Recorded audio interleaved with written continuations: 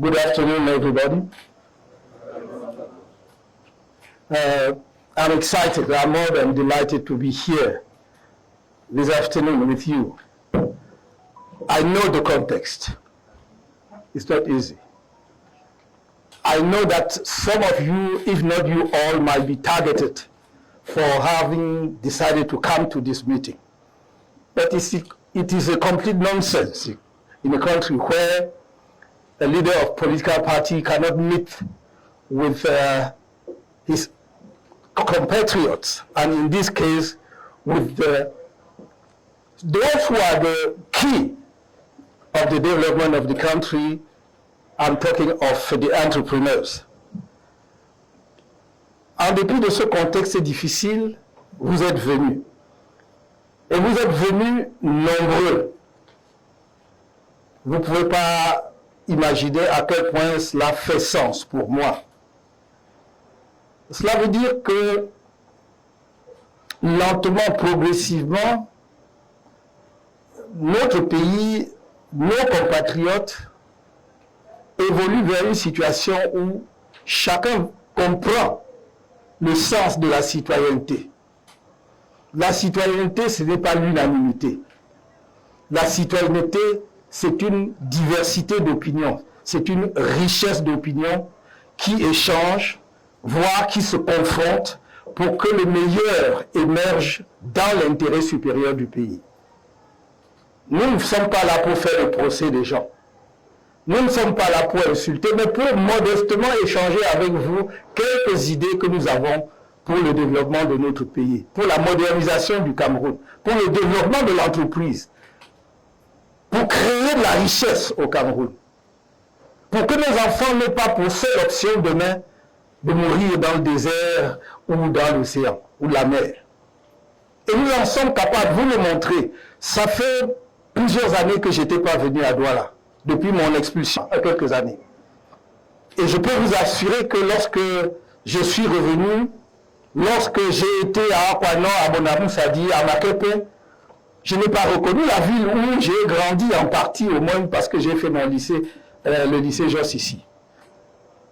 Parce que c'est une ville totalement nouvelle, rénovée, mais avec une énergie extraordinaire. Je ne sais pas si nos frères et sœurs qui sont en charge de la conduite des affaires du pays sont au courant de cette énergie extraordinaire qui se dégage. On n'a pas besoin de vous le dire, vous le sentez en parcourant les villes. C'est de cela que je voudrais que nous parlions, de cette énergie. Comment est-ce que nous la transformions en richesse et que d'une part, nous réduisons, pour ne pas dire, nous excluons la pauvreté de notre pays, mais que nous positionnions notre pays là où il doit être, là où il mérite d'être en termes de développement économique.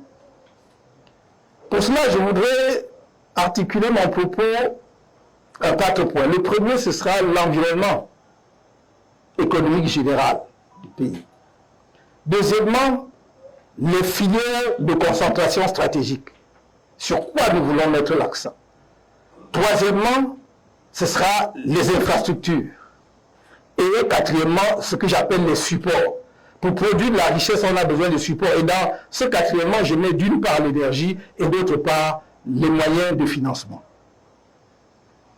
Premièrement, l'environnement économique global. Je ne vais pas faire le diagnostic, vous le connaissez. Je peux juste vous donner quelques indications pour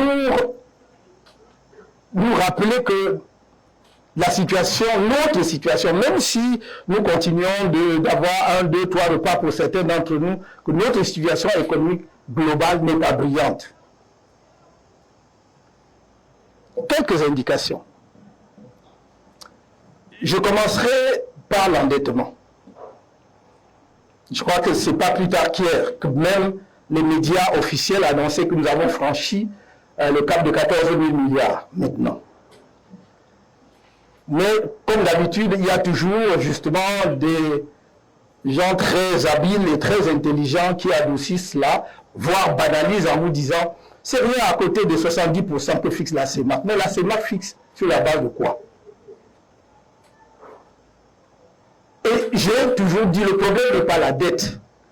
Le problème c'est à quoi sert la dette. Notre dette est essentiellement toxique. Parce que nous sommes rendus à un point où le Cameroun n'emprunte plus que pour rembourser, non pas la dette, mais le service de la dette. C'est-à-dire les intérêts. Et lorsque on est dans cette situation, cela veut dire que nous sommes réellement en train de manger notre pain et celui de nos enfants. Et ça, c'est un problème. On ne peut pas juste dire qu'on n'a pas atteint les 70%.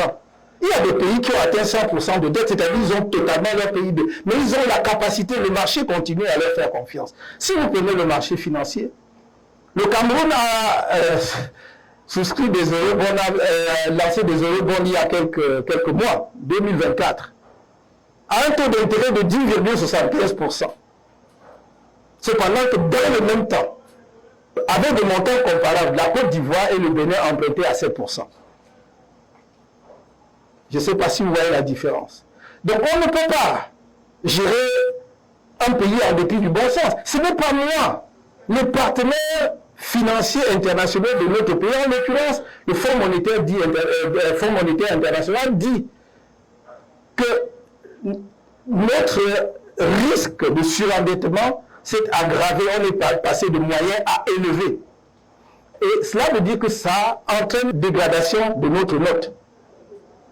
Je pense qu'il est temps qu'on ne continue plus cette politique qui continue à tendre la main partout où il y a de l'argent, sans savoir ce qu'on veut en faire, ni surtout comment on le rembourse. Encore une fois, le problème n'est pas l'argent. Le problème, c'est qu'aucun projet, presque aucun projet n'est achevé. Et il y a des financements et des refinancements en cours de projet. C'est le cas de l'autoroute Douala-Yaoundé ou Yaoundé-Douala. Je dis Douala-Yaoundé parce que j'ai toujours pensé que ça aurait dû partir de Douala. Parce que les 60 km nous auraient au moins amené à Edea. Et donc on aurait pu se vanter de dire qu'on a une autoroute Douala-Edea. Ce qui n'est pas le cas aujourd'hui, puisque nous avons une autoroute qui part en brousse et qui s'arrête en brousse. Donc, si vous regardez cela, vous dites, le problème n'est pas de prendre de l'argent, c'est de prendre l'argent pour faire quelque chose. Pour nous, et qui va créer donc les moyens de remboursement de cet argent et pour les générations futures. J'ai dit, c'est le refinancement. L'autoroute Yaoundé-Douala, on nous l'annonce il y a 10 ans, un peu plus même, à 274 milliards. On a fait 60 km. Et pour le terminer, on a besoin de près de 800, un peu plus de 800 milliards. Cela veut dire qu'il va, si jamais on le termine un jour, il nous aura coûté plus de 1000 milliards de francs CFA. Les chiffres sont officiels. Tout ce que je dis là. Donc nous avons un problème de refinancement. J'ai parlé de l'autoroute, mais je peux parler des barrages. On va vous parler de l'Ompanga. Le problème déjà, c'est que la finalité de la construction de l'Ompanga n'a pas été atteinte, puisqu'il devait être un barrage de régulation de la Sanaga pour que nous n'ayons plus de délestage et que, justement, la capacité énergétique du Cameroun soit telle que notre industrialisation puisse être accélérée et surtout que les ménages n'aient plus les coupures que l'on connaît. Ça n'est pas le cas, vous le savez comme moi. Et on a refinancé ces barrages en cours de route à plusieurs reprises. Je peux multiplier comme cela. Et ça, c'est même des projets qui ont été démarrés parce que vous avez des projets pour lesquels l'État s'est endetté au moins à 2 reprises ou à 3. Pour un projet qui est supposé avoir déjà été réalisé. Je pense à Kribi et Belov à Pondeux. C'est une route qu'on a déjà financée, qui est censée avoir déjà financé au moins à 2 reprises. Et donc on peut multiplier comme ça. Donc nous avons un problème. Mais ce que je vous dis là n'est pas nouveau, vous le savez tous comme moi. Nous avons un problème de gestion de notre économie. Nous avons un problème de gestion des ressources publiques. Nous avons un problème de vision de développement pour notre pays. Si je prends la fonction publique, juste un autre indicateur, en 2010, il y avait 196 000 fonctionnaires. En 2023, il y a 326 000 fonctionnaires. Ça n'est pas normal, fonctionnaires, agents publics. J'ai entendu d'ailleurs certains responsables politiques dire qu'ils vont recruter 1 million de personnes dans la fonction publique. Je vais faire bonne chance de trouver de l'argent pour payer ces salaires-là. Il faut savoir raison garder. Entre 2010 et 2023, notre population n'a pas doublé. Et même si c'était le cas, le problème n'est pas simplement le problème des effectifs. Le problème est celui de la rationalisation de la ressource humaine, c'est-à-dire de la capacité, de la productivité d'un agent public. Aujourd'hui, il y a 5 personnes, sinon plus, pour faire le travail d'une personne. Donc, je donne là juste quelques éléments, mais je ne voudrais pas insister davantage, puisque ces chiffres, vous pouvez les trouver soit dans les rapports de l'Institut national de la statistique, soit en ce qui concerne l'endettement dans le rapport de la Caisse autonome d'amortissement. Vous pouvez, les sources existent. Je voudrais plutôt vous indiquer comment nous allons améliorer dans notre vision cet environnement économique-là pour rendre le Cameroun attractif. Parce que notre objectif, c'est que dans les 5 ou les 3, entre 3 et 5 années qui suivent, si nous étions en capacité de gouverner, que nous ayons un taux de croissance entre 8 et 10%. Ce n'est pas une vue de l'esprit. Je donne quelques indications donc, en ce qui concerne l'environnement économique. Premièrement, il faut faire des états généraux du foncier au Cameroun. Vous ne pouvez pas promouvoir l'agriculture au Cameroun si vous n'avez pas assaini le problème et la situation foncière au Cameroun. Dans notre esprit, il ne s'agit pas que quelques fonctionnaires se réunissent à Yaoundé ou ailleurs pour réécrire une nouvelle loi foncière. Il s'agit vraiment d'impliquer nos autorités traditionnelles, les chefs coutumiers. Il faut que les Camerounais disent ce qu'ils veulent faire de leur terre. Que le régime soit clair. Je voudrais qu'il y ait un cadastre foncier national totalement informatisé. Vous savez, j'ai des personnes totalement compétentes, absolument prêtes. Ça ne nous prendra pas 6 ou 1 an, maximum. Un cadastre foncier national informatisé. En sorte que, je ne dis pas seulement dans la ville de Douala, qu'il y aura une centrale à partir de laquelle vous pouvez vous dire telle parcelle, on vous dit c'est à tel endroit, c'est à telle superficie, voici sa situation.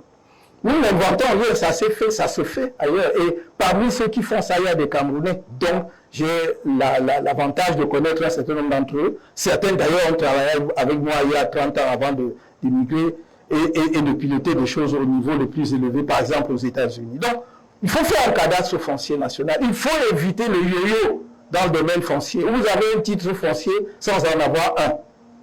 Il faut éviter des situations où les populations, on va dire, coutumières ou locales, ou autochtones, utilisons le mot puisqu'il est courant, ont le sentiment qu'on les spolie de leur terre. Il faut donner de l'assurance, de la sérénité aux gens dans le domaine foncier. Les Camerounais auront à choisir, ils peuvent même choisir de dire qu'ils ne font rien de leur terre. C'est leur choix, non? Moi, je n'ai pas de problème. Mais je dis seulement, si vous voulez qu'on se développe, si vous voulez qu'on avance, créons les conditions pour que l'investisseur, qu'il soit national ou étranger, puisse investir en toute sûreté et sécurité. Qu'il ne mette pas ses investissements et que dès le premier ou le jour d'après, on sort avec les machettes, d'ailleurs souvent avec l'instrumentalisation de ce que nous appelons les élites, pour venir les enchasser. Il faut vraiment qu'on parle de cette affaire-là, si nous voulons booster l'agriculture au Cameroun.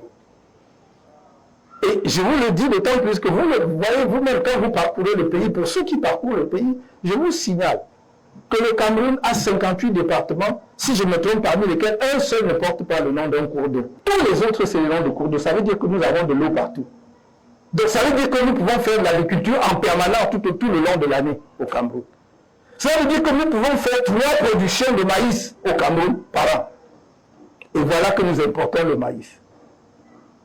Il faut qu'à un moment donné, nous arrêtions, nous cessions d'être justement ce mendiant-là qui est assis à côté d'une montagne de nourriture et qui mendie. Vous ne pouvez pas être à la source et mourir de soif quand même. Nous avons tout ça et nous ne le faisons pas. Donc ça, c'est le premier point. Faire des états généraux. Que nos autorités coutumières traditionnelles s'assoient avec des experts, qui peuvent même, y compris des experts étrangers. Vous comprenez? Y compris des experts étrangers, même africains. On discute. Il n'est pas normal que lorsqu'on veut réaliser une infrastructure publique, le coût d'expropriation prenne parfois jusqu'à 5, voire 10% du coût du projet.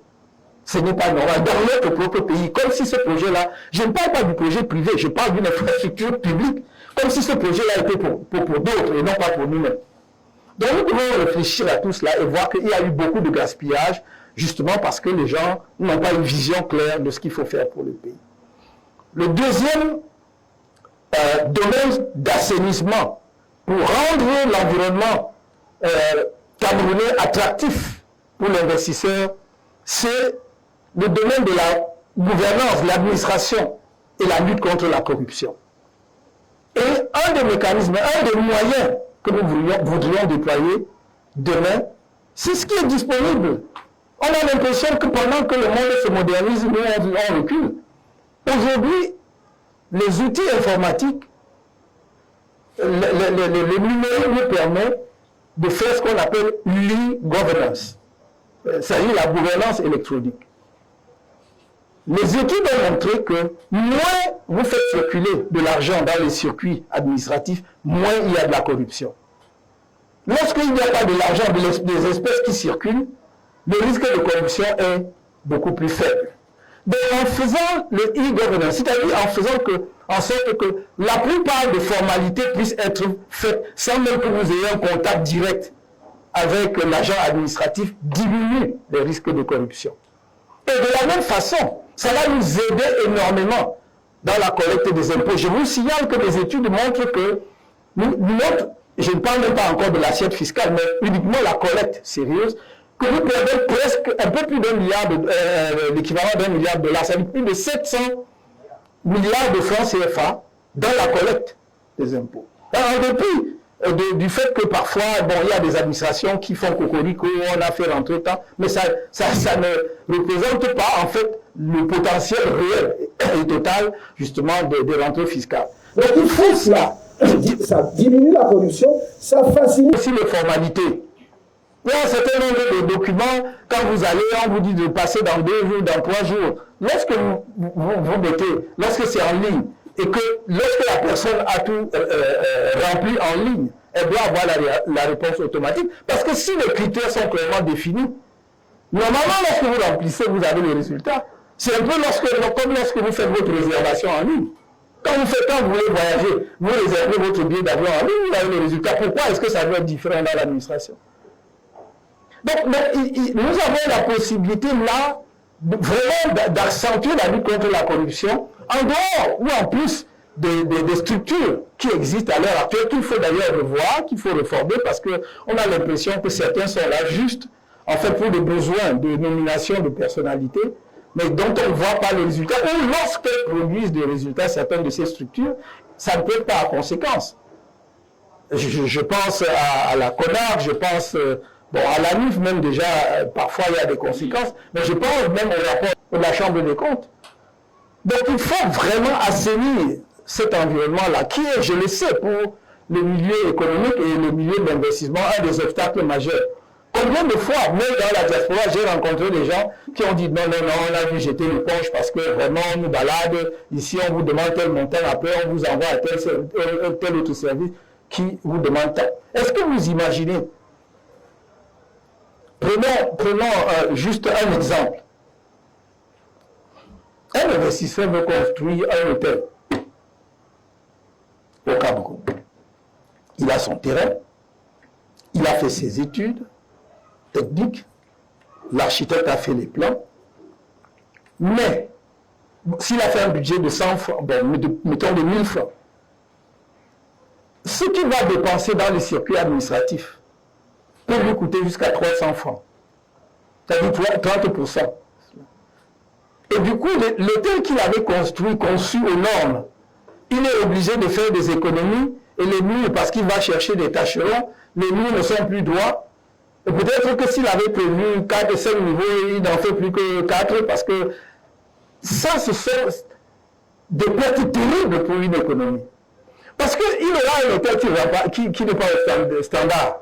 Et donc, il ne peut pas prétendre, par exemple, à l'étoile à laquelle son hôtel aurait pu prétendre. S'il visait 3 étoiles, il en aura 2, sinon moins. Tout ça parce que c'est rentré dans la poche d'un seul individu, ou de quelques individus dans la chaîne. Nous devons, à défaut d'éradiquer, parce que c'est l'idéal parfait, totalement la corruption, la diminuer drastiquement. Il faut vraiment Même dans les pays développés à la corruption, ne croyez pas. Mais elle est tellement marginale et limitée que ça n'a pas un impact grave sur la dynamique économique globale. Il faut cette tolérance-là parce que c'est marginal comme en toute chose. Il y a peut-être un des rares pays, et encore là, même lui, quand on le disait, l'exception peut être Singapour, oui, là, il y a presque corruption zéro, oui. Mais c'est un pays de 4 millions d'habitants sur quelques centaines de kilomètres carrés, dont on peut identifier chacun et tout. On peut même vous fouetter sur la place publique et tout et tout. Mais sur un pays de 475 000 kilomètres carrés et 30 millions d'habitants, c'est autre chose. Donc, mais on peut baisser, réduire considérablement. Les autres choses qu'il faut mettre en place pour vous permettre d'investir et de trouver ceux qui vont porter avec vous vos investissements, c'est l'éducation. C'est l'éducation. Et c'est pour cela que nous voulons refonder le système éducatif camerounais. Nous voulons faire une innovation radicale. Nous avons dit 80 à 20%. Aujourd'hui, je ne peux pas vous donner des chiffres, les pourcentages exacts, mais à vue de nez, je sais que 70 au moins des filières de formation au Cameroun à l'heure actuelle sont des filières de formation générale, ou littéraire, ou philosophique, ou le droit, comme nous là. Hein? Voilà. Sauf que nous, quand on faisait le droit, on était très peu nombreux, donc on avait le choix. Hein? On avait le choix entre aller à l'IRIG, aller à l'ENAM, être avocat, être magistrat. On avait tout ça. Mais aujourd'hui, on ne peut pas continuer à pousser vers ces filières-là les enfants en sachant que à la sortie, ils n'auront pas du travail. Donc c'est un poids pour la société. Mais aussi, ce sont des main-d'œuvre, c'est la ressource humaine qui manque pour l'économie. Le seul plaisir, si j'ose dire, pour être, je suis un peu cynique là, le seul plaisir pour les parents, c'est d'encadrer le diplôme de l'enfant et de l'accrocher au mur. Mais est-ce que ça donne à manger? Donc, il faut revoir le système éducatif dès la maternelle, depuis la maternelle jusqu'à l'université. Je ne vais pas ici rentrer dans toute la réforme, je peux simplement vous dire que notre intention, c'est dès la maternelle de familiariser nos enfants avec la technique, avec ce qui est manuel, concret, c'est-à-dire pas seulement élaborer le champ, mais même lorsque, je parle souvent des Lego, j'aime souvent prendre l'exemple des Lego qu'on vend dans le commerce. Lorsque dès la maternelle, vous amenez les enfants, les petits-enfants à la maternelle, à savoir ajuster les Lego, ils grandissent déjà. Quand vous lui dites la maison, si vous lui dites la maison aujourd'hui, à l'école, il n'a jamais vu ce que la maison, on appelle ça maison. Mais si vous lui dites la maison, parce qu'il a fait, lui-même, il sait déjà, effectivement, il y a un rapport physique entre lui, entre le concept de maison, l'idée de la notion de maison et comment on fait la maison. Et donc l'idée, c'est que les enfants aussi sentent très tôt là où vont leurs penchants, c'est-à-dire on a envie de faire quoi. Dimanche dernier, je parlais avec un jeune à Yaoundé qui a fait de l'électronique. Et il me dit, moi j'ai toujours voulu faire de l'électronique depuis mon enfance, et même mon papa le savait. Sauf que je voulais avoir une formation adéquate dans le domaine, je n'en ai pas trouvé. Il nous dit, même la Polytechnique, bon, peut-être vous pouvez encore trouver une filière de formation en électronique à la Polytechnique, mais quelle est la capacité de Polytechnique? Ça peut recruter combien d'étudiants? Alors que si vous avez donc un système qui met les enfants en rapport avec la technologie, très tôt, vous pouvez les orienter. Ça suppose donc que vous créez des structures de formation adéquates. Donc nous voulons appuyer, il y a aussi aujourd'hui ce qu'on appelle les instituts. Mais nous voulons vraiment que ce soit des instituts professionnels équipés avec les équipements qui vont. Il n'est pas normal qu'un enfant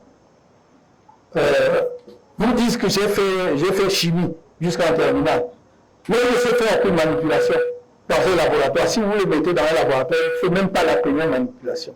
Or, justement, si c'est un enfant, avant d'avoir le niveau de bac, s'était familiarisé au laboratoire, vous pouvez, si vous avez une entreprise dans la filière chimique, l'embaucher directement. Vous n'avez pas besoin qu'il soit docteur en chimie, parce que c'est un laboratoire, il va pouvoir vous donner le rendement dont vous avez besoin. Donc, nous voulons faire ça. Mais à côté de cela, même pour les petites entreprises, Nous voulons, à côté des instituts, bien évidemment, il y a le cycle universitaire avec les écoles d'ingénieurs et tout ce que vous voulez. À cet égard, j'ai promis aux Camerounais que si nous étions en capacité de gouverner, il y aura au moins 4 universités nationales de sciences et de la technologie, uniquement de sciences et de la technologie. Il n'y aura pas filière, droit, lettres, tout ce que vous voulez, c'est sciences et technologie. En dehors des universités actuelles, qu'on peut renforcer, mais ce sont des universités dédiées, sciences et technologie. Et je disais donc qu'à côté des instituts, le projet, le rêve, c'est de pouvoir en mettre au moins un dans chaque département. 58, c'est à notre portée. C'est ce que nous appelons les centres de métiers, qui sont même jusqu'au niveau des arrondissements, les centres de métiers. C'est-à-dire que l'enfance, au Cameroun, on demande quel diplôme vous avez, mais je voudrais que demain on dise quel est votre métier. Quel est votre métier? Je suis plombier. C'est pas que j'ai le diplôme de je sais quoi. Je suis plombier parce que j'ai reçu une formation dans un centre de métier en plomberie. Je sais comment ça se passe. Chacun de nous a pu avoir des difficultés avec la plomberie chez lui. Mais il n'est jamais satisfait de la réparation parce que les plombiers se forment sur le tas, ne sont pas à jour dans le domaine, ne savent pas quels sont les alliages qu'il faut mettre ensemble pour. Donc, tout ça là, nous pouvons le faire.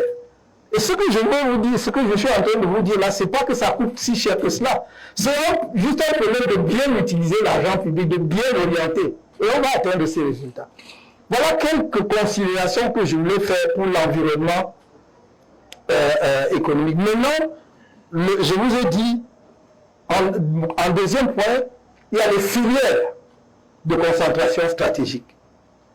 J'en vois à peu près 6, 7. Première filière, agriculture et agro-industrie.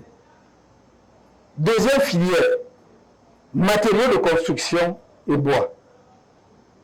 Troisième filière, mine, métallurgie. Quatrième filière, chimie, pétrochimie, pharmacie. Cinquième filière, industrie du numérique. Et sixième filière, industrie financière. Voilà nos 6 filières de concentration stratégique. Je dis bien de concentration stratégique. Il peut y en avoir d'autres, mais ce ne sont pas des filières de concentration stratégique. Et je vous expliquerai tout à l'heure pourquoi ce sont des filières de concentration stratégique et pourquoi nous allons les porter de façon particulière. L'objectif, d'ailleurs je peux dire déjà à ce stade, notre objectif étant que si nous étions en capacité de il faudrait que si nous arrivons à la fin du mandat qui nous est donné, que nous ayons laissé au moins, je dis au bas mot, 5 champions continentaux.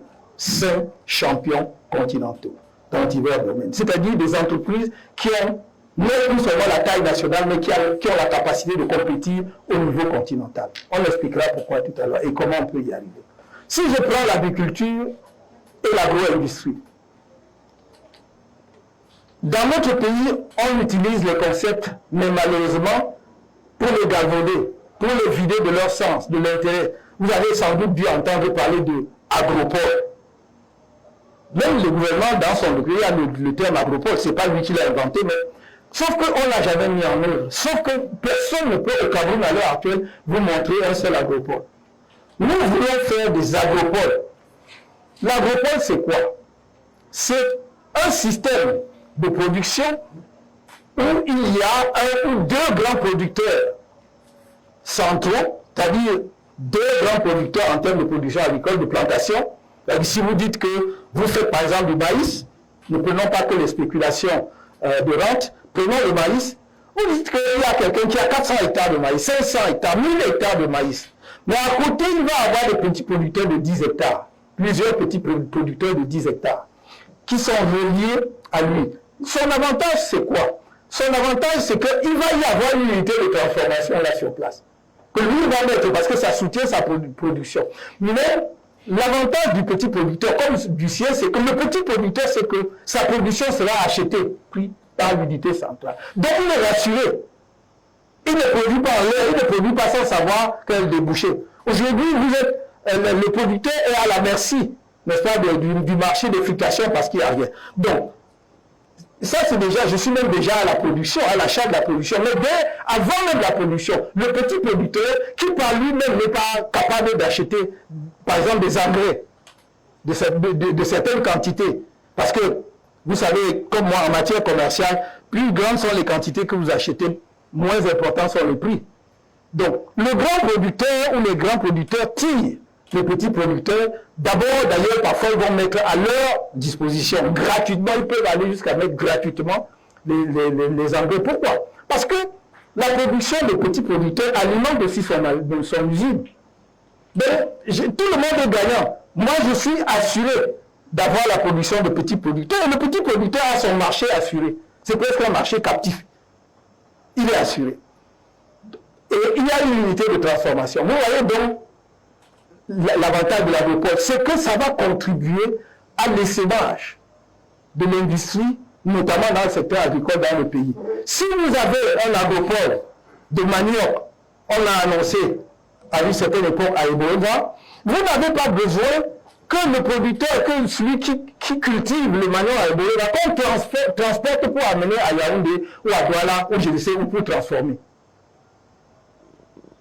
La production de la matière première est là et l'unité de transformation doit être là. Et les petits producteurs qui ont 2 hectares, 5 hectares sont rattachés au producteur central. C'est ce que nous voulons faire dans le domaine agricole avec les agropoles. Et vous croyez-moi, ça va marcher dès lors qu'on a réglé le problème foncier. Le Camerounais ne demande que ça, à se lâcher. Je dis, quand je traverse le cours d'eau au Cameroun, quand je traverse la Savada ou d'autres cours d'eau importants, je suis mal, parce que je vois l'eau qui s'écoule et qui me regarde, et je le regarde, et lui va vers la mer. On n'a rien fait. Alors que cette eau-là, prenons et nous pouvons faire 3 productions de maïs. Prenons et nous pouvons faire, je ne sais pas moi, des plantations de manioc ou quelque chose à l'infini. Regardez, nous n'avons pas au Cameroun, si vous voulez vraiment du jus d'orange.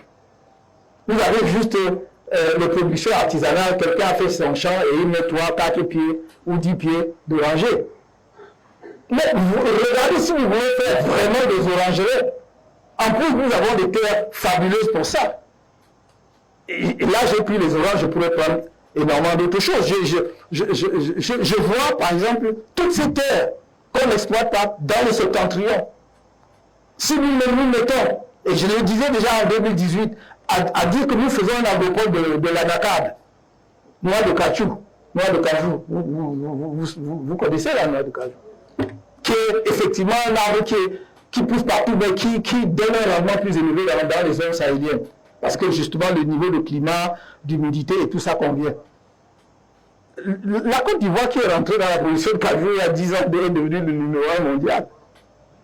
Il y a environ 10 ou 15 ans qui sont entrés là-dedans. Donc, et nous avons des terres. Dans le monde, et on vous dit le septentrion, il y a la pauvreté, on ne fait rien. Mais parce que nous n'avons pas, effectivement, mis en place les mesures qu'il faut, accompagner qu'il faut pour que la production ait lieu. Si quelqu'un veut faire une plantation d'anacarde dans le nord, nous savons que c'est une spéculation qui va commencer à entrer en production 4 ans plus tard, 5 ans. Vous devez lui créer et donner les mêmes conditions que ce que vous donnez par exemple à un producteur de cacao ou de palmier à huile. C'est-à-dire que vous devez non seulement l'accompagner, mais vous devez justement trouver le mécanisme d'exonération fiscale sur une longue période pour qu'il commence à produire avant qu'on commence à chercher à prélever. Nous sommes dans un pays aussi vrai que je suis favorable à l'élargissement de l'assiette fiscale, il ne faut pas le faire de façon anarchique. On est dans un pays où on demande à un poussin de produire des œufs. Il faut qu'il grandisse d'abord. Un poussin, ça dit une entreprise qui vient de mettre, vous voulez prélever quel impôt? Mais c'est qu'il se consolide. Et le raisonnement en matière fiscale, notamment s'agissant des entreprises, c'est quoi? C'est que lorsque vous prenez une situation où vous partez de 0 à 1, vous avez gagné. Quand vous partez de 0 à plus 1, vous avez gagné, non? Bon, donc, quand vous êtes à 0, ça veut dire qu'il n'y a aucune entreprise nouvelle qui se crée. Vous gagnez quoi? Rien. Donc maintenant, quand quelqu'un crée une entreprise, il est en train de vous donner le plus 1.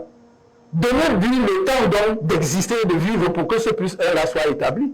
Vous ne perdez même plus qu'avant, vous n'aviez rien. Ou est-ce que vous voyez mon raisonnement? Donc c'est comme ça.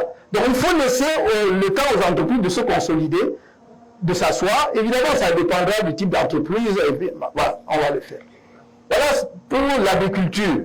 Évidemment, nous allons continuer à soutenir, c'est des trompes sur nos intentions, nous allons continuer à soutenir l'agriculture traditionnelle de subsistance.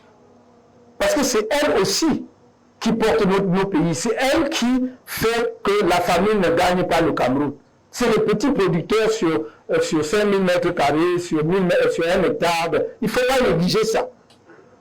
Je vous ai parlé de l'agriculture en termes d'agropole, qu'on peut dire agriculture industrielle ou semi-industrielle, mais à côté de cela, vous aurez l'agriculture traditionnelle.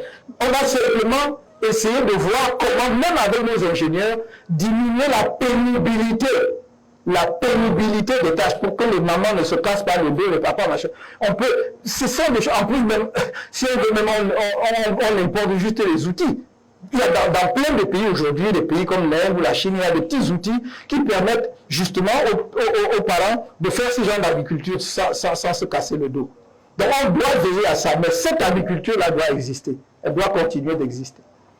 Ne serait-ce que parce que c'est celle qui, en fait, protège le mieux notre santé, parce que c'est celle qui utilise le moins d'engrais, surtout les engrais chimiques et autres. Voilà pour l'agriculture. Je ne vais pas m'étendre davantage, j'ai juste dit, maintenant l'agro-industrie, c'est ce qui va avec, c'est-à-dire la transformation industrielle. Et c'est pour cela, et je voudrais annoncer dès à présent que notre approche de cette affaire, c'est de travailler à créer des bassins industriels. Des bassins industriels dans des zones économiques spéciales. C'est-à-dire qu'il n'est pas normal. Nous ne devons pas, c'est la logique actuelle, hein, la logique de concentration industrielle, notamment autour des ports. Donc ça va être Douala, ça va être Kribi demain et tout. Non, nous voulons faire des bassins industriels basés essentiellement sur la production de la matière première locale. C'est-à-dire que notre raisonnement est le suivant. Il n'est pas normal, il n'y a aucune logique, même économique, qui justifie que la zone de production coton soit le nord et l'extrême nord, mais que la zone de tissage et de transformation soit à Douala. Il n'y a aucune logique. Et moi, je dis, en capacité de gouvernement, vous allez avoir une filière industrielle cotonnière complète dans le septentrion. Moi, la zone est déjà dans ma tête, c'est entre dans le nord et l'extrême nord. Vous allez avoir une zone industrielle. Où on ne fait pas seulement ce qu'on fait actuellement, parce que notre coton, c'est quoi? On ne fait que, on récolte, on fait de l'égrenage. On fait l'égrenage pour produire de l'huile de coton. Et le reste, on emballe, on envoie au Bangladesh qui nous fabrique les chemises que nous portons et tout. Ou les tissus que nous avons. Je dis, dans cette zone, vous allez avoir la production du coton, l'égrenage du coton, la production d'huile de coton, le tissage du coton. Bon, ok, Sikame, on va garder Sikame. On fait des usines de fabrication de tissus. Donc, et vraiment, sachez qu'avec le coton, c'est une matière première noble. Très, très noble. C'est-à-dire que, autant que vous avez le polyester synthétique qui, sur certaines personnes, cause le zona, hein, le coton, c'est une matière première noble. Donc, si nous le travaillons, si ensuite, d'ailleurs, nous le blendons avec d'autres fils, nous avons une matière première extraordinaire. Et donc, deuxièmement, à partir de là, nous avons dit, nous faisons le tissage, donc on fait le tissu, mais vous avez aussi la confection. Est-ce que vous imaginez combien de jeunes filles, de mamans de la zone peuvent avoir du travail si on les forme à la confection? Comment on coupe? C'est-à-dire comment on fait une ligne droite? Parce que bon, souvent, nos trucs là, c'est comme ça. Mais comment on coupe? C'est parce que justement, pour défaut de formation, si vous en mettez 500 en formation, je suis sûr que vous aurez 300 qui vont s'en sortir bien qualifiés. Et donc, vous les mettez dans les villes de confection. Ça va vous permettre aujourd'hui, à ce moment-là, si vous voulez, et s'il y a des commerçants dans ce secteur qui sont ici, qui ne m'en veulent pas, mais on va réformer l'économie et aussi réinventer les gens, si nous voulons à ce moment-là limiter l'importation de la friperie, on va le faire. Et je le dis d'autant plus à l'aise que ce que nous faisons à l'heure actuelle est scandaleux. Je passe sur le marché, Je vois que dans la friperie, c'est pas comme à mon temps quand j'étais au lycée avec mes amis, au lycée classique, j'étais au lycée classique de Bafoussam. Mes amis, Johnny Cole, notre père, son ami est mort. Eux, ils vendaient la friperie, mais c'est la bonne qualité. Aujourd'hui, sur le marché, vous voyez le sous-vêtement des femmes, on vend que c'est la friperie. Nous sommes même devenus quoi? C'est même plus un problème de déchets, nous sommes devenus, c'est indécent, ce n'est pas normal. Et nous avons même les maladies. Vous comprenez? Donc il faut effectivement qu'on regarde ces affaires-là de près. Oui, moi je parle du pays que je connais. Moi je ne parle pas d'un Cameroun théorique. Peut-être que certains sont là. Moi je vais dans... Je connais ce qui se passe. Moi j'étais au lycée. Mes amis en question, ils avaient quitté l'école un peu plus tôt. Et ils vendaient la friperie. Et ils m'aimaient bien, donc j'allais toujours là-bas. Et voilà, ils me permettaient de choisir les meilleurs t-shirts. Et j'allais me vanter au lycée un peu avec ça. Mais c'était vraiment de bonne qualité. C'était d'excellente qualité. Donc il faut vraiment que l'on regarde cela. Mon deuxième point, donc, c'est les matériaux de construction. Vous allez me pardonner si je suis un peu long.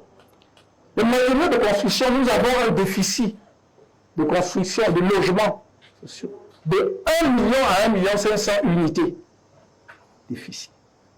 Quand je vois des programmes de construction de 10 000 logements sur 5 ans ou 10 ans, bon, qu'on ne voit pas, c'est bien, mais même si les gens construisaient les 10 000, ce serait pas mal. La vérité, c'est que même les 10 000 ne sont pas construits. Il va falloir lancer un vaste projet de construction. L'idée doit être, autant que faire se peut, de mettre un toit sur la tête du maximum de Camerounais possible. Cela veut dire que nous devons réorganiser, y compris l'espace urbain. Nous devons revoir nos méthodes de construction. Mais nous devons aussi construire à partir de l'arrière-pays. C'est-à-dire qu'il ne faut pas que demain, les constructions de meilleurs lieux d'habitation soient limitées seulement en ville. Ceux qui vivent en campagne ont le droit aussi de vivre dans des maisons décentes. Et moi, je vois là un boost extraordinaire à l'économie. Parce que si nous combinons les matériaux locaux pour la construction, pas ce que nous, les matériaux locaux, et d'ailleurs quand je dis matériaux locaux, nous avons suffisamment, maintenant nous avons au moins 4 ou 5 cimentiers au Cameroun, qui utilisent en grande partie la pouzelane et d'autres choses qui viennent d'ici. Donc on a des matériaux locaux. Mais je dis matériaux locaux aussi la terre, parce qu'on a toujours cru, pourquoi est-ce que les briques de terre marchent si bien ailleurs et pas chez nous? C'est simplement parce que nous en sommes encore au niveau primaire de la fabrication de briques de terre. On mélange la brique de terre à beaucoup de choses, pas seulement au ciment et tout. Donc on peut, avec ça, baisser considérablement les matériaux de construction. Et c'est une filière que nous allons soutenir. Pourquoi? Parce que ça va créer un nombre d'emplois incalculable aussi. Ça va générer un nombre incalculable de petites et moyennes entreprises. Énormément. Parce qu'on ne va pas aller chercher des étrangers pour construire cela. Donc imaginez combien de PME, de construction, de BTP peuvent se mettre sur ces créneaux-là, si nous voulons justement faire cela dans plusieurs villes en même temps. Et je signale, matériaux de construction, à part le fer à béton et dans le ciment, nous n'en produisons pas d'autres. Or, tous les Camerounais veulent des carreaux sur leur sol. Nous, est-ce que nous produisons des carreaux? Non. Donc, je veux que demain, vous mettiez sur le créneau de carreaux parce qu'il y aura un débouché. Au lieu qu'on a importé à 20 000 km des matériaux de construction d'une qualité douteuse. Vous-même, vous avez vu maintenant, je ne connaissais pas ça, des carreaux qui gonflent comme ça, après un moment, ça casse. C'est pas vrai? Alors, donc, nous avons la matière première chez nous, que ce soit la pierre, que ce soit le sable, que ce soit la terre, on a le matériau, la matière première ici. Le reste, c'est quoi? N'importe quel ingénieur vous dira justement la composition. Et après, c'est l'énergie pour cuire. On va revenir à l'énergie tout à l'heure. Donc, on veut mettre l'accent sur le matériau de construction. Si on veut faire vraiment des efforts par rapport aux millions de logements, 1,5 million d'unités. Donc, je ne dis pas qu'on va construire les 1 million en un jour. C'est vraiment parce que ne serait-ce que pour construire ça prend du temps, n'est-ce pas? Donc, mais il faut que vous compreniez que c'est un programme qui va s'étaler et que quelqu'un peut parfaitement se mettre sur ce créneau parce qu'il y a de l'argent à gagner, parce qu'effectivement l'État va mettre de l'argent dans ce secteur. Avec les privés, si vous regardez J'ai parlé tout à l'heure du foncier. Si vous réglez le problème du foncier et qu'il y a des privés qui veulent se lancer dans la promotion immobilière sérieusement, tel qu'on voit ailleurs, ils vont le faire. Troisième filière, c'est mine métallurgie. Bon, ce qui est en train de se faire maintenant n'est pas mal. Je parle de la part de l'État en termes de... J'ai vu par exemple qu'il y a une entreprise qui s'appelle, pour ne pas faire la publicité, Prométal, qui fait des choses dans le domaine de la métallurgie. C'est bien, ça va dans la bonne direction. Mais il faut faire plus, parce que vous ne pouvez pas développer l'économie d'un pays sans avoir ce que l'on appelait à l'époque, quand moi j'étais à l'école, l'industrie lourde. Vous ne pouvez pas. Vous ne pouvez pas. Vous allez être en surface de l'industrialisation. Mais tout ce qui soutient à la base, vous ne l'aurez pas. Vous allez dépendre des autres. Or, nous avons la matière première, c'est-à-dire le fer. Nous avons la bauxite. Même si Alucam continue de fonctionner à partir de la bauxite importée de Guinée, de Fria, n'est-ce pas? Mais nous avons la bauxite. Nous avons le fer à plusieurs endroits. Il n'y a pas seulement, il n'y a pas que Balam, il y a les mamelles de Kribi, il y en a partout. La législation qui a été promulguée il y a quelque temps n'est pas mal. Si on met 15% de transformation locale, c'est déjà pas mal. Je sais aussi que l'industrie lourde nécessite beaucoup d'énergie. C'est pour cela que j'ai parlé tout à l'heure justement de la production de l'énergie. Mais on va y veiller parce que vous ne pouvez pas, par exemple, demain, vous mettre dans le domaine de l'industrie automobile en dépendant totalement de l'importation, ne serait-ce que pour la tôle, complètement de l'étranger. Donc voilà, je ne vais pas être plus long. Quatrièmement, j'ai parlé de la chimie, la pétrochimie et la pharmacie. La chimie, c'est d'abord le chercheur qui trouve des formules chimiques pour transformer les produits de son environnement. Mais quand je parle de la chimie, je vois aussi ce que nous pouvons faire à partir de la chimie dans le domaine de l'agriculture, notamment la production des engrais. Il y a beaucoup de choses. Hein. La chimie, le domaine, le spectre est tellement large qu'on ne peut pas épuiser.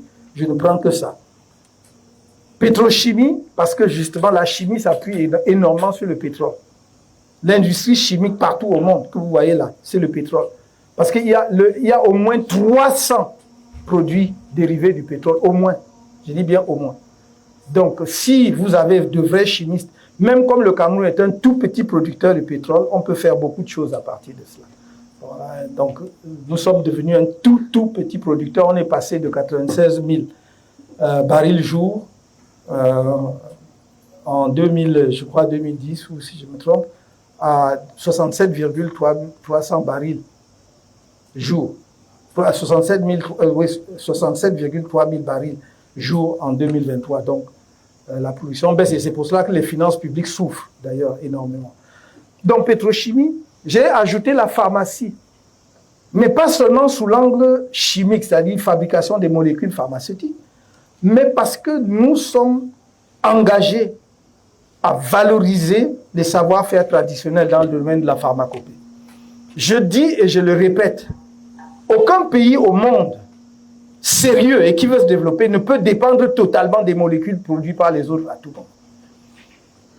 Aujourd'hui, vous pouvez voir même les Chinois dans les segments de la pharmacie, mais c'est d'abord la pharmacopée traditionnelle chinoise qui a été développée et qui a soutenu les Chinois jusqu'à présent. Et donc, nous avons énormément. Vous voyez dans notre pays, tout le monde sait, même officiellement, on sait qu'il y a moins de 30% de Camerounais qui se soignent à l'hôpital et avec les molécules modernes. Tout le reste est au village. Donc, si vous avez des gens qui maîtrisent les décoctions, qui travaillent en cheville avec les médecins pour ce qui est du dosage, parce que l'essentiel maintenant, c'est le dosage. Même dire qu'on va mettre sous forme simplement de gélules, on n'a pas besoin. Si vous faites 1 litre, on dit qu'il faut boire un verre le matin, un verre, c'est bon. C'est bon. Donc, nous pensons que pour développer la pharmacie au Cameroun, il faut s'appuyer là-dessus. Je vous termine sur ce point en vous disant, les molécules de synthèse sont constituées toujours à partir des connaissances des molécules traditionnelles. Aucun chimiste, aucun pharmacien ne vous dira qu'il est resté comme ça, il a calculé lui-même, il est arrivé à une molécule pour soigner. Non, c'est parce qu'il a vu que quelque chose soigne l'autre. Et il dit, je vais voir la composition chimique.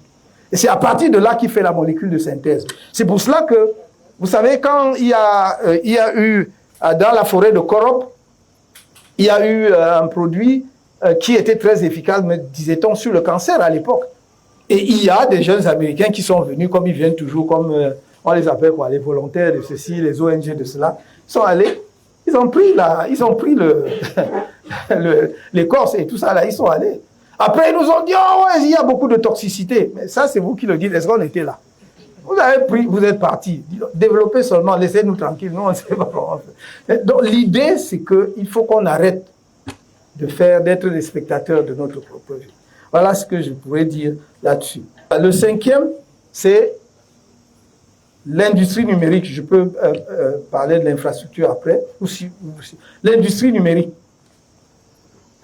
Je disais à quelques jeunes du secteur des entreprises, de la tech, que tout ce que j'ai présenté jusque-là, c'était l'économie, les moyens de l'économie traditionnelle. Mais là où nous avons de nouveaux leviers de croissance qui partent du savoir et du savoir-faire des jeunes, c'est l'industrie numérique. Et c'est un champ de possibilités infinies. Je ne sais pas si vous êtes au courant. Tous les jours, il ne se passe pas un jour sans qu'on vous annonce une nouvelle découverte avec l'intelligence artificielle. Nous avons, à l'heure actuelle, moi je dis, je m'engage, si j'étais en capacité de gouverner, à doter le Cameroun d'au moins 1 ou 2 grands centres de calcul. C'est-à-dire les grands calculateurs, parce que c'est là. Il faut, pour développer l'intelligence artificielle, vous ne pouvez pas. Et vous ne pouvez pas développer de grands centres de calcul sans beaucoup d'énergie, parce que ça consomme de l'énergie comme vous ne pouvez pas. Mais sauf qu'avec ça, là, vous avez des possibilités infinies. Qu'est-ce que je disais?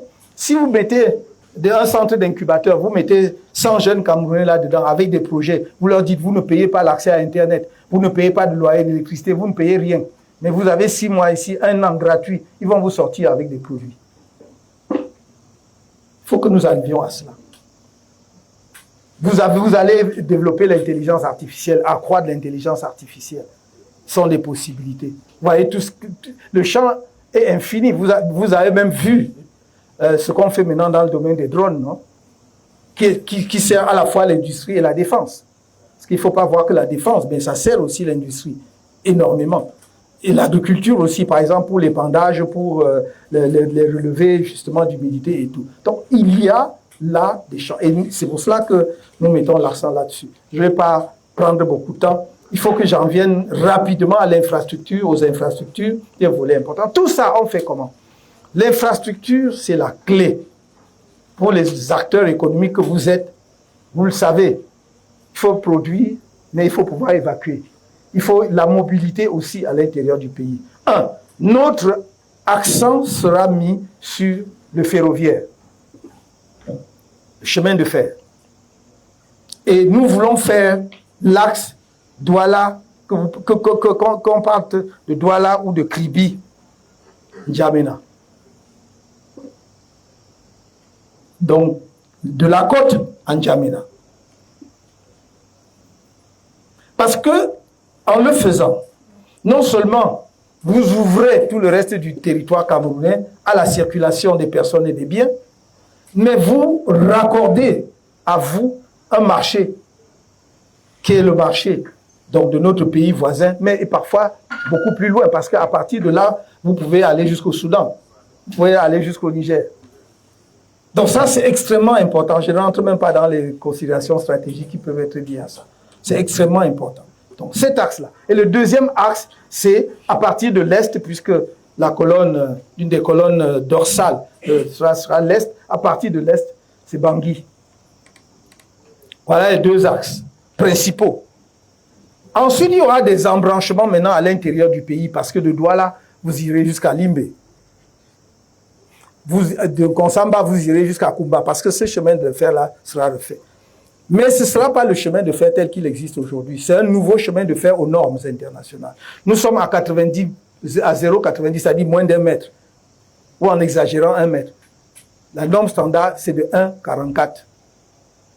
Ça limite les déraillements, ça donne la capacité de vitesse que vous ne pouvez pas avoir sur un écartement de moins d'1 mètre. Ça coûte cher, mais on mettra le prix. Vous croyez que si depuis 10 ans nous voulions faire cela, on nous dit, le Cameroun, il nous manque 5 000 milliards? Il nous manque 10 000 milliards. Mais alors, et regardez ce que ça peut rapporter. Non seulement l'ouverture du pays, mais effectivement, nous parlions même tout à l'heure de l'économie, y compris les débouchés. Donc, ça, c'est donc vraiment quelque chose de principal, d'axial. Ensuite, il y aura les routes. On va comme ça ne veut pas dire qu'on abandonne les routes. On va faire les routes. Parce que l'idée, c'est de désenclaver tous les grands bassins de production. C'est ce qu'on chante depuis. Mais on désenclave comment? Parce que nous, notre politique est simple. Ce n'est pas des chants. Tout ce qui... Le principal obstacle à l'ouverture des bassins de production au Cameroun aujourd'hui, en dehors des routes que l'on peut entretenir, ce sont les ponts. Et ce ne sont pas des grands ponts. Ce ne sont pas des ponts de plus de 10 mètres. Mais ça coupe toute une région, tout un département, tout un arrondissement, tout un village. Notre objectif, de la même façon que j'ai parlé tout à l'heure de la construction de logements, c'est de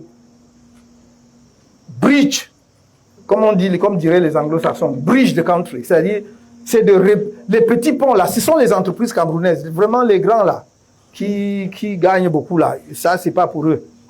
Ce sont les ponceaux et les ponts de 10 mètres. Donc, si les Camerounais, les ingénieurs camerounais disent qu'ils peuvent faire construire, qu'ils rentrent à l'école alors, parce que vraiment, on se demande ce qu'ils sont allés faire à l'école. Donc, c'est des ponts, 5 mètres, 10 mètres. Regardez combien d'emplois ça va créer, mais combien ça va sortir les gens de l'isolement, couper du reste du monde. Prenez même seulement ici dans le littoral, quand j'en parlais, j'étais au centre. Vous prenez la région du centre, combien de localités sont coupées les unes des autres? Parce qu'il manque un pont de 15 mètres. 15 mètres, c'est même énorme. 10 mètres, 5 mètres, 3 mètres. Donc on doit pouvoir régler ça. Et si vous faites cela, je vais vous assurer que vous allez être étonné par la production, y compris par la production agricole du pays, parce que ça va boomer. C'est après ça que vous vous attaquez au bitumage, ou bien aux solutions alternatives au bitumage, parce que je ne peux pas vous promettre, ce serait irresponsable de ma part, que du jour au lendemain, on va bitumer toutes les routes du Cameroun. Non. On va commencer progressivement, mais en attendant, nous ne sommes pas le seul pays au monde qui a des routes non bitumées. Il y a des méthodes de stabilisation de la route et l'entretien régulier. Je me souviens, je termine par là, qu'il y a quelques années, lorsque l'État s'occupait vraiment du développement rural, il y avait ce qu'on appelait les pistes cacaoyères, avec des budgets qui étaient dédiés justement, effectivement, à veiller à l'entretien de ces routes. C'était pas bitumé, mais les populations ne se plaignaient pas. Tout marchait bien. Qu'est-ce qui s'est passé? C'est simplement que on a en quelque sorte privatisé les responsabilités de l'administration avec ce qu'on appelle quoi, les projets. Les projets au sein de l'administration. Donc on fait un projet, vous êtes directeur dans l'administration, du coup vous devenez le chef du projet.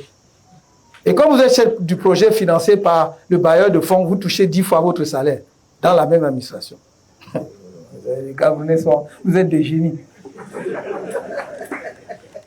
Quand on entretenait encore les pistes cacaoyères, vous vous souvenez, lorsque l'État s'occupait justement des producteurs, il y avait ce qu'on appelait les techniciens agricoles, qui avaient des motos qui parcouraient, allaient voir là où il y a la pourriture brune, et s'attaquaient à cela avant même que ça ne se répande. Mettez les engrais, veillez et tout ça. On était au courant des risques qui pesaient sur la production cette année ou pas. C'était là. Mais on a détruit tout ça au bénéfice des projets. Et on vous dit, projet manioc, projet maïs, projet ceci. Vous avez déjà vu le résultat? Non. Parce que le fonctionnaire lui-même, comme le bailleur, n'a même pas envie que le projet là se termine. Donc il faut revoir un peu tout ça. Là, j'étais aux infrastructures. Je vais terminer avec les supports. Comment donc on fait tout ça? On met tout cela, parce que vous allez dire, ah ouais, bon, il parle bien, tout ça c'est beau, mais comment on fait? Je vous ai parlé de l'énergie. Donc, le premier aspect du support, c'est l'énergie, mettre l'énergie à la disposition des opérateurs économiques. Et deuxième aspect, le financement. En ce qui concerne l'énergie, nous allons faire un mix énergétique. Il faut continuer de construire les barrages là où c'est possible. Certaines études disent qu'on peut encore faire 1000 mégawatts sur la Sanaga. Je suis d'un avis contraire, on peut faire plus sur la Sanaga. Les gens ont gâché les sites. Je ne crains pas de le dire. Les gens ont gâché les sites où nous aurions pu construire un barrage de 2000 MW en allant construire un barrage de 420 MW. Le deuxième site qui était même encore exploitable, qui pouvait être dans l'ordre de 1000-1500, qui est même déjà signé. On vise quoi? Qui cote 500. Alors qu'on pouvait faire 1000 et un peu plus que sur Kikot. Je pense qu'il faut continuer à faire des barrages, y compris sur... il y a une déclivité entre le Noun et le Nkam, c'est-à-dire lorsqu'on va vers le Nkam, qui existe depuis, où on peut mettre encore un barrage. Katina, on peut encore mettre un barrage. Et même sur la Sanaga, il faut voir les derniers qui restent. Parce que quand nous faisons 450 à 500 mégawatts au Cameroun, je vous signale que l'Éthiopie fait un barrage de 5000 mégawatts, n'est-ce pas? 5000. Le grand barrage de la Renaissance. Je vous signale, mais n'allons pas loin, pendant que nous faisions 450 ou 420 en Artigal, l'Angola est en train de faire 2000, finir 2000. Donc il faut que nous comprenions ce qui se passe dans le monde et les perspectives de développement économique du Cameroun.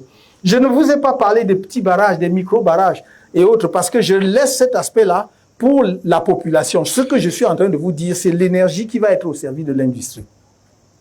Parce que pour l'accès des ménages, nous avons dit, et j'ai toujours dit, on fera des micro-barrages sur les cours d'eau. Des micro-barrages. Il y a plein. Lorsque vous êtes dans un arrondissement ou un village, où vous faites un micro-barrage qui produit 1,5 MW, vous pouvez éclairer tout l'arrondissement. 1,5 MW, vous éclairez tout l'arrondissement. Donc ça, c'est pas pour l'industrie ou alors pour la micro-industrie. Je parle pour vous qui pouvez faire des entreprises de taille importante qui avaient besoin de beaucoup d'énergie. On va donc refaire les barrages. On va continuer à faire les barrages. Mais à côté de ça, c'est un mix énergétique. On va utiliser les centrales à gaz. Je me demande toujours, nous les Africains, quel est même notre problème? Les autres disent, ils veulent de l'énergie propre, ils n'en ont même pas, mais ils vont chercher ça à des centaines de kilomètres, à des milliers de kilomètres, voulais-je dire, pour faire cela chez eux. Et produire de l'énergie qui leur donne la capacité de produire des produits industriellement compétitifs. Nous, on a ça sur place. Le Cameroun est un pays qui produit du gaz. Et je vous dis, suffisamment pour alimenter des centrales à gaz, pour alimenter son industrie. Je vais plus loin, à supposer même que notre production soit faible. Nous avons deux grands producteurs de gaz qui sont nos voisins. À gauche, le Nigeria, à droite, la Guinée équatoriale. Et quel est notre problème?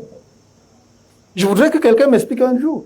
Le Nigeria est en train de faire un pipeline qui va transporter son gaz jusqu'en Europe. Ça veut dire qu'il en a assez pour approvisionner tout le marché européen. Et nous sommes son voisin. Donc ça veut dire que nous sommes capables de négocier ou de discuter avec eux si nous n'avions pas assez de gaz. Et je crois que ce n'est pas le cas. Mais si nous n'avions pas assez de gaz pour dire approvisionner, nous, pourquoi on ne le fait pas? Et je dis pareil avec la Guinée équatoriale. Moi, j'ai visité à Punta del Europa, comme ils appellent. C'est tout un site industriel qui est presque comme la ville de Douala. Vous visitez ça en voiture, vous ne pouvez pas aller à pied. Où ils produisent de l'ammoniac et tout. Mais pourquoi, à partir du gaz, évidemment, pourquoi est-ce qu'on fait comme si nous étions un orphelin dans le monde, il n'y a personne? Non. Donc, il faut utiliser cette énergie-là pour mettre de l'énergie à un prix compétitif à la disposition de l'industrie camerounaise, des industriels camerounais. Et à côté de cela, évidemment, dans le mix, on ne peut pas négliger totalement des trucs comme le solaire. Moi, je ne peux pas tout miser sur le solaire parce que les expériences montrent aujourd'hui, depuis dans le monde, qu'il y a des ratés terribles là-dessus. Donc, mais on peut faire le solaire à certaines dimensions pour alimenter des villages, etc. Voire même l'éolienne, pourquoi pas. Le long de nos routes, on peut mettre justement des poteaux pour les éoliennes. Et même, les études avaient montré à l'époque un coin comme le mont Bamboudos, et même presque, j'allais dire, la chaîne jusque dans les monts Mandara, sont très favorables pour accueillir de l'éolienne. Voilà le mix énergétique. Notre objectif étant, très rapidement, de mettre en capacité 1500 à 2000 mégawatts, très rapidement, à la disposition de l'industrie camerounaise pour pouvoir atteindre les objectifs que nous visons, c'est-à-dire entre 8 et 10% de taux de croissance avec l'industrialisation dans les bassins industriels. Maintenant, sur le plan du financement, qu'est-ce que nous faisons? Je vais me concentrer sur le financement à court et moyen terme, parce que si je veux m'étendre sur les financements à long terme, on peut passer beaucoup de temps. À court terme, premièrement, pour le financement de notre programme social, c'est-à-dire l'école, c'est-à-dire la santé, l'assurance maladie universelle que nous voulons instaurer. Je n'ai pas le temps d'élaborer, mais je peux en dire deux mots. C'est-à-dire qu'il faut vraiment que sur les maladies de base, les affections courantes, le Camerounais soit serein, qu'il aille à l'hôpital, qu'on lui demande plus le carnet de ceci, l'épingle de cela et tout, on le soigne pour les trucs de base. Maintenant, si ce sont des maladies complexes et tout cela, bon, chacun, pour ceux qui peuvent souscrire à des complémentaires santé. Mais à la base, là, tous les Camerounais doivent avoir une couverture. Ça, c'est ce que nous voulons faire. Et pour le faire, et j'avais promis, c'est mon engagement, je tiens toujours, la césarienne gratuite aux femmes. Ça, on tiendra. Ça coûte cher, mais on le financera. Je peux dire comment. Alors, pour financer donc ces programmes sociaux, très rapidement, nous allons faire ce qu'on appelle des coupes drastiques dans le fonctionnement public. Il faut faire vraiment de l'économie, des économies sur le fonctionnement de l'État. Je vous signale que certaines études montrent qu'il n'y a pas moins de 350 milliards. Et ils n'ont pas balayé tous les secteurs. On pourra faire des économies de pas moins de 350 milliards uniquement sur le fonctionnement de l'État. Il y a entre autres une étude faite par Financial Africa, donc je peux citer. Donc, nous allons faire cela. Je ne vais pas m'étendre, que ce soit sur les véhicules, les carburants, toutes sortes de dépenses. La plupart des compagnies aériennes ont supprimé la première classe, mais avant tout le monde, enfin, la plupart des hauts fonctionnaires de la présidence, sans compter les ministres, voyageaient en première classe. C'était une parfaite absurdité. Personne ne fait ça. Personne ne faisait ça dans le monde, même les pays les plus développés. Vous ne pouvez pas. La première classe coûte quoi? À l'époque, à Paris, Yaoundé Paris, c'était pas moins de 6 millions et demi. Pas moins de 6 millions et demi. Et vous aviez une dizaine de fonctionnaires comme ça qui pouvaient y aller. Ça correspondait à quoi? À quel niveau? Ce niveau de vie-là, c'est à quel niveau de développement? Donc, maintenant, tout le monde est en business déjà, mais il faudra aussi voir qui voyage en business et qui ne voyage pas en business. Voilà. Que vous les privés, vous voyagez même dans votre jet privé, moi, comme j'ai aucun problème. Mais si c'est pour l'État, les fonds publics, là, on doit regarder de près. Voilà. Donc, les carburants, les bons de carburant à la fin du mois, des millions qu'on donne, quelqu'un a 4 millions de carburant pour un trimestre, ou je ne sais pas moi pourquoi. Sa plantation, ça est où? Je ne sais pas. Donc, on va faire ces économies-là pour financer le social. Maintenant, pour le financement de la vision économique, hein, on va mettre en place un fonds souverain de développement stratégique qui peut partir soit de la réforme complète de la SNI telle qu'elle existe aujourd'hui, soit un aménagement, enfin, soit intégrer la SNI comme une des branches. L'idée, c'est quoi? C'est que c'est un fonds qui va être là pour porter nos principales visions. Les départements ministériels existeront toujours, mais pour les projets, un peu comme j'ai dit pour l'énergie, il y a des projets qui relèvent du fonctionnement normal social. Mais si vous voulez vous projeter, comme je disais tout à l'heure, par exemple, construire un chemin de fer, axe Douala, Kribi, extrême nord, N'Djamena, ou machin, ça c'est pas, vous n'allez plus laisser ça à un ministère qui se débrouille, qui ne débrouille pas. C'est un projet stratégique et qui doit être porté donc par ce fonds-là. Et ce fonds-là, comment vous le financez? Premièrement, je demande notre quote-part dans le bénéfice de la Banque centrale. En 2024, la BEAC a fait, je crois, 354 milliards de bénéfices. C'est-à-dire, les gens restent comme ça, l'argent entre. Oui, puisque la BEAC a des guichets, la BEAC fait qu'elle travaille. Bon, je ne dis pas qu'elle fait pas des coordonnées surveille. 354 milliards. Bon, comme les 6 pays membres de la BEAC sont à égalité dans le capital, divisons par 6. C'est à peu près 60 milliards par pays. je ne veux pas prendre même des 60 milliards. Je suis gentil. Je vais prendre seulement 50%. Donc, je prends 30 milliards. C'est dans le fonds souverain. Première source de financement. Deuxième source de financement, les réserves obligatoires des banques à la Banque centrale. C'est de l'argent qui dort. C'est de l'argent qu'on thésaurise. On prend, on met dans les banques occidentales et autres. Et c'est ça qu'on nous prête même encore. Oui, oui. Donc, cet argent-là, vous savez que les banques ont des réserves obligatoires. C'est-à-dire qu'ils doivent déposer. Ce n'est pas que la banque perd son argent. Non, on ne prend pas un centime de la banque. Sauf que, en fait, ce que l'État prend, la Banque centrale donne un titre du Trésor à la banque. Donc, ça veut dire que si la banque a 100 francs à la Banque centrale, elle a toujours les 100 francs à la Banque centrale. Puisque la Banque centrale lui donne un titre équivalent à 100 francs. Sauf que cet argent, au lieu d'aller dormir là, j'ai dit à la Banque centrale, je n'ai pas fait ça pour que l'argent dorme. Va là-dedans, tu prends peut-être 50%, tu me donnes. Est-ce que vous comprenez le mécanisme? La banque n'a aucun risque, puisqu'il est garanti par la Banque centrale. Voilà. Donc, au lieu que l'argent dorme, ou bien aille financer d'autres économies, ça finance l'économie camerounaise, ça finance les investissements au Cameroun. Il y a également les prélèvements qu'on va faire de 1 à 5% sur un certain nombre d'organismes, tels que la SNH, tels que la Caisse de dépôt et consignation, tels que la CNPS. Parce que c'est tout de l'argent qui donne. C'est de la thésaurisation pure. Dites-moi, si l'argent qui entre dans les comptes de la Caisse de dépôt et consignation, dites-moi à quoi ça sert. Donc, ils font les placements. Tu fais le placement et moi, je vais encore m'endetter à un taux supérieur.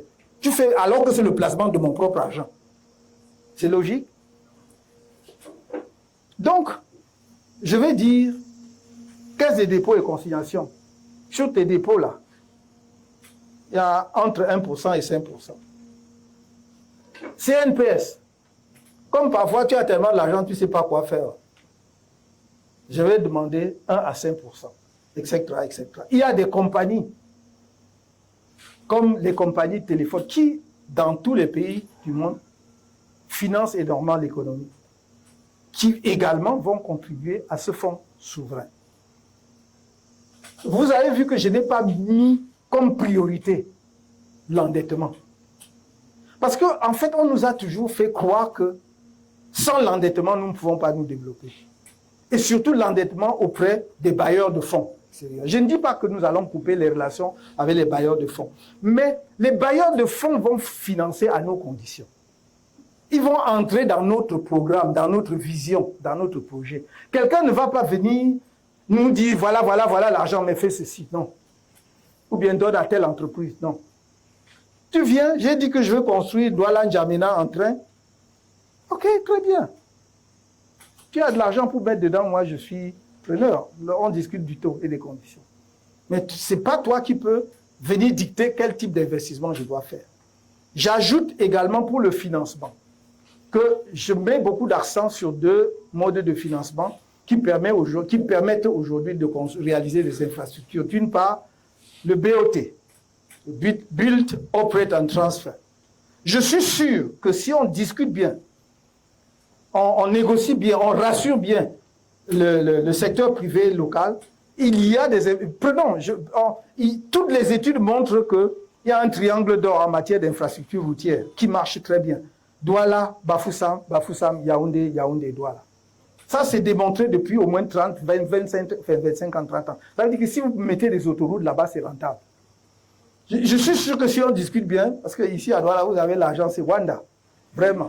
Donc, si on discute bien, vous allez aller construire ça. Quelqu'un va dire que, bon, mettons-nous ensemble, on prend ce tronçon. Puisque l'État discute avec vous de la durée de l'achat, et vous allez dire que, bon, nous allons exploiter ça pendant 30 ans, pendant 20 ans. Je suis d'autant plus à l'aise que ce sont des Camerounais qui disent qu'ils vont exploiter quelque chose dans leur pays pendant 30 ans. Je suis même heureux. Mettez l'argent, construisez.